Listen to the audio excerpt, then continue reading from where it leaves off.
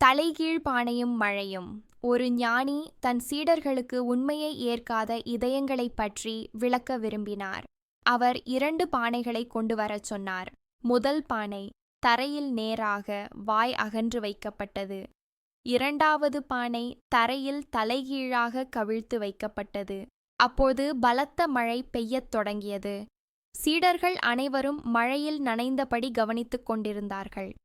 மழை நின்றதும் ஞானி அவர்களை அழைத்து, அந்த 2 பானைகளையும் போய் பாருங்கள் என்றார்.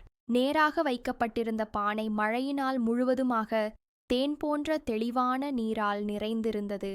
ஆனால் தலைகீழாக கவிழ்த்து வைக்கப்பட்டிருந்த பானையின் உட்புறம் ஒரு சொட்டு தண்ணீர் கூட இல்லாமல் அப்படியே காய்ந்து போயிருந்தது. அப்போது ஞானி சொன்னார், மாணவர்களே, இந்த 2 பானைகளுக்கும் ஒரே மேகத்திலிருந்துதான் மழை பெய்தது.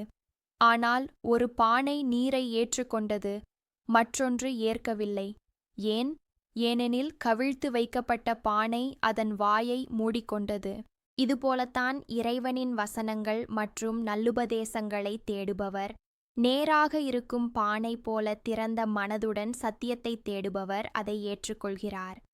தலைகீழாக இருக்கும் பானை என்பது நிராகரிப்பாளர். ஒருவன் தன் மனதை உண்மையை நோக்கி திருப்பாமல் பிடிவாதத்தினால் தலைகீழாக இருக்கும் பானை போல கவிழ்த்து வைத்து கொண்டால் அவன் மீது எவ்வளவு அறிவுரை மழையாக பொழிந்தாலும் அது அவன் உள்ளத்திற்குள் செல்லாது. நிச்சயமாக நிராகரிப்பவர்களுக்கு நீர் எச்சரிக்கை செய்வதும் எச்சரிக்கை செய்யாமல் இருப்பதும் சமமேயாகும். அவர்கள் ஈமான் நம்பிக்கை கொள்ள மாட்டார்கள். திருக்குரான் வசனம் 2:6.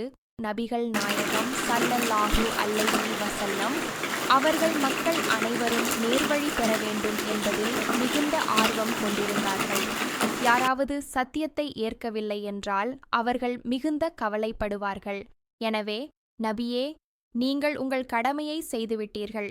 பிடிவாதமாக இருப்பவர்கள் மாறப்போவதில்லை.